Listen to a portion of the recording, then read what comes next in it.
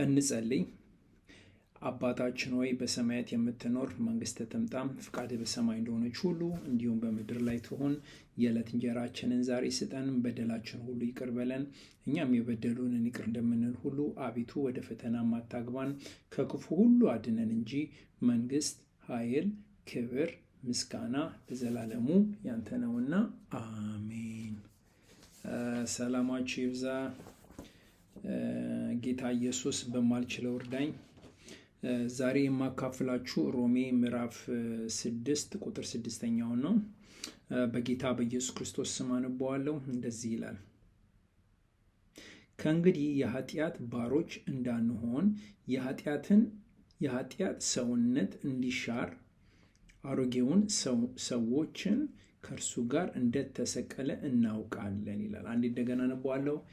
ከእንግዲህ የኃጢአት ባሮች እንዳንሆን የኃጢአት ሰውነት እንዲሻር አሮጌውን ሰዎችን ከእርሱ ጋር እንደተሰቀለ እናውቃለን ይላል እና ይሄ ምንን ያመለክታል?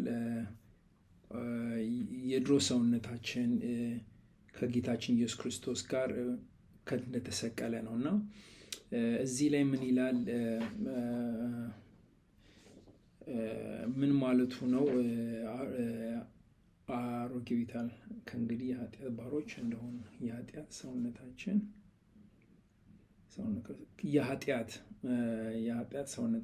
ከእንግዲህ የኃጢአት ባሮች እንዳንሆን የኃጢአት ሰውነት እንግዲህ አሮጌው ሰዎችን ምን ማለት ነው? ይሄ እዚህ ላይ የሚያመለክተው በኃጢአት የተሞላ ማለት ነው። ሲንፉል ኔቸር ይባላል እና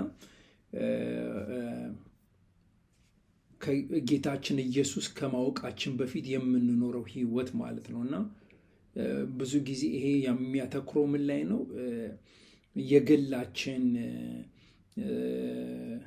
ዲዛይር ላይ ነው እና ከእግዚአብሔር ጋር ያለያየን ነገር የተወሰኑ ነገሮች አሉ። ይቅርታ ለላንጉቼ ግን ወሲብ፣ አልኮሆል፣ ፓወር፣ ገንዘብ ሊሆን ይችላል። እነዚህ ነገሮች ባላንስ ካልተደረጉ አንዱ በጣም ሀይ ከሆነ እናንትን ከሆነ በጣም ችግር ይፈጥራል በሰውነታችን ላይ ከእግዚአብሔር ጋር ያለን ግንኙነት ማለት ነው እና ሌላው ደግሞ ምን ይላል? እና እነዚህ ነገሮች በጣም መጠንቀቅ አለብን። እነዚህ የተፈጥሮ በሲምፑል ኔቸር የሆነውን ነገር መጠንቀቅ አለብን እና ምክንያቱም እግዚአብሔርን ለመቀበል እነዚህ ነገሮች ቢፎር ኤንድ አፍተር። አሁን ቤት እኮ ሲሰራ አንድ ቤት ሪሞዴል ሲደረግ ያ ቤት አንድ ሰው ያንን ቤት ይሄን ቤት በቃ ሌትስ ሴይ ጊቭን ቴክ 10 ዓመት ኖሬበታለሁ እና አሁን እንትን ላድርገው ልቀይረው ካለ ቢፎር እና አፍተር የሚባል አለ።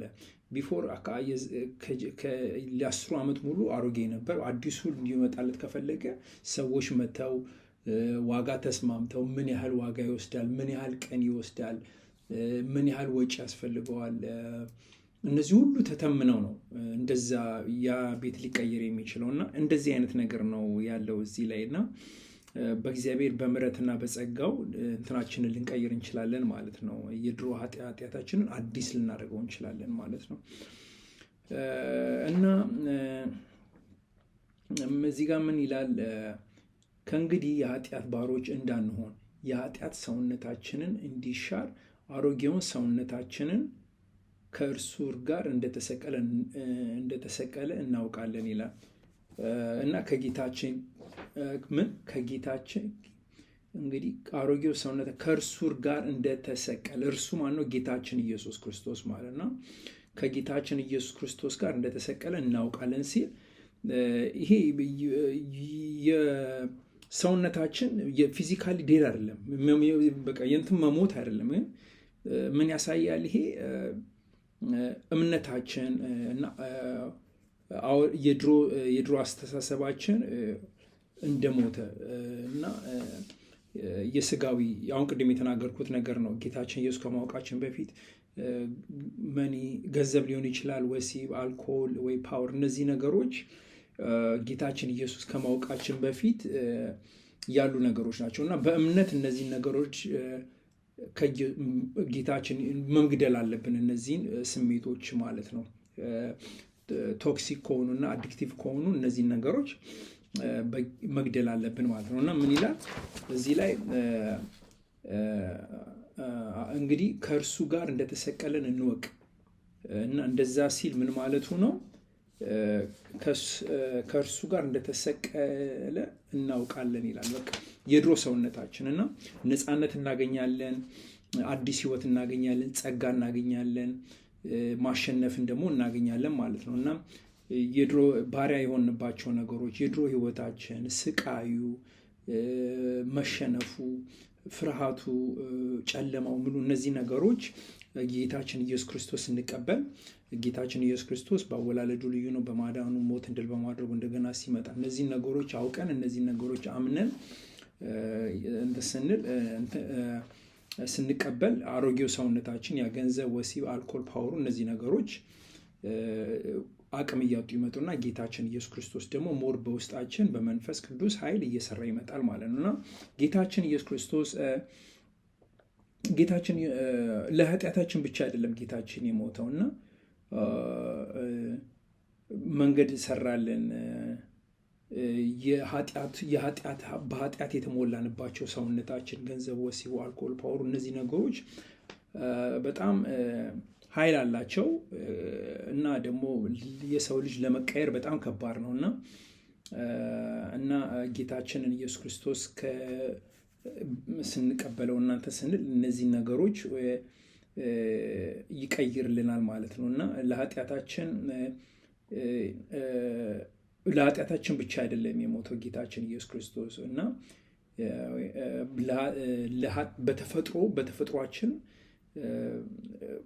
ባደረግናቸው ኃጢአቶች ምክንያት ኃይሉን እንዲያጣ አረገ። ያንን ነገር ፌድ እንዲያደርግ ሜልት እንዲያደርግ። አሁን በረዶ እኮ ተጠራቅሞ ማያልፍ ይመስላል በጣም ሲቀሰቅስ ምን ሲል፣ ግን በኋላ ቅልጥ ያለ ሲመጣ ፓወሩን እያጣ ፀሐይ ደግሞ ብርሃን ደግሞ ጥንካሬውን እያገኘ ይመጣል። ስለዚህ እንደዛ ነው ማለት ነው እና ጌታችን ኢየሱስ ክርስቶስ በብርሃኑ በጥንካሬ እያስደሰተን፣ ንጹህ ነገር እያሳየን፣ እየማረን፣ ዓላማ እየሰጠን ስናምነው ፍቅሩን ሲያሳይልን ደግሞ እኛ ደግሞ በዛ አይናችን እየተገላ ይመጣና መገዛት እንጀምራለን ማለት ነው ጌታችን እና ይሄ ምንን ያስተምራል?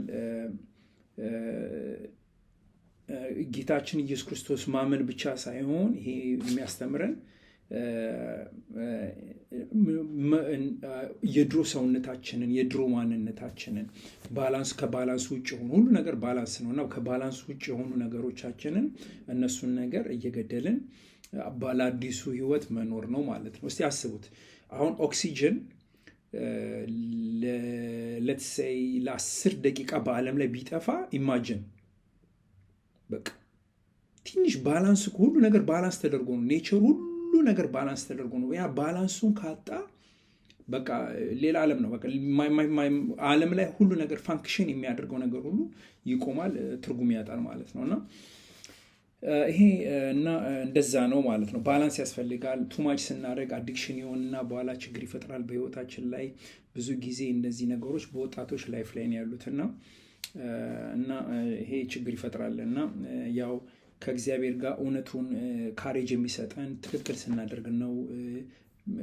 በህይወታችን ውስጥም የመዳን ነገር የመፈወስ አዲስ የመሆን እና ሰልፍ ኮንትሮልም ይኖረናል እና ጥበብ ያበዛልናል እግዚአብሔር እና ያው ከሞኝ ነገር ስንርቅ እነዚህ ነገሮች ከአዲክሽን እና በቃ ራስን ከመጉዳት በራሳችንን ዝቅ ከማድረግ ከመዋሸት በቃ ስለ ራሳችን ያለን ፊገር እና አሁን አንድ ሄዶ ራሱን በመስታወት ሲያይ ምንድን ነው የሚያየው እና እነዚህ ነገሮች ካሬጅ የሚያደርጉ ነገር ሼሙን መቀየር ወደ ካሬጅ እና እንደዚህ ያደረግን ለትክክልና ጥሩ የሆነ ነገር አዲሱ ሰውነት በትህትና እና በትዕግስት በደግነት እና በእድገት በእነዚህ ፕሮሰሶች ውስጥ ልንትልን እንችላለን ማለት ነው።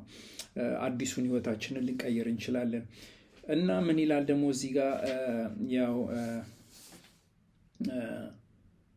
ምን ይላል? ኦኬ ምን ይላል ጌታችን ኢየሱስ ክርስቶስ እንግዲህ የኃጢአት ባሮች እንዳንሆን የኃጢአት ሰውነት እንዲሻር አሮጌውን ሰውነት ከእርሱ ጋር እንደ ተሰቀለ እናውቃለን ይላል። እና ምን ከእንግዲህ የኃጢአት ባሮች እንዳንሆን የኃጢአት ሰውነታችን እንዲሻር አሮጌውን ሰውነት ከእርሱ ጋር እንደ ተሰቀለ እናውቃለን። እና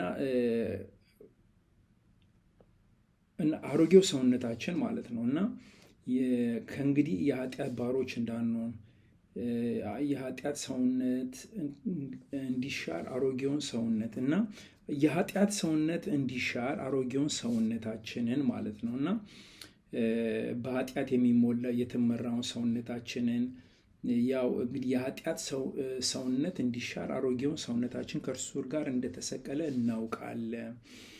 እና ከእንግዲህ የኃጢአት ሰውነታችን እንዲሻር አሮጌውን ሰውነታችን በኃጢአት የሚመራ ሰውነት አለ። እና የኃጢአት ሰውነታችን በኃጢአት የሚመራ ሰውነት እንግዲህ በጣም ከባድ ነው። እና ሰውነታችን ከእርሱ ጋር እንደተሰቀለ እናውቃለን። እና እንግዲህ የኃጢአት ባሪዎች እንዳኑ የኃጢአት ሰውነታችን እንዲሻር ይሄ ምንድን ነው? የሰው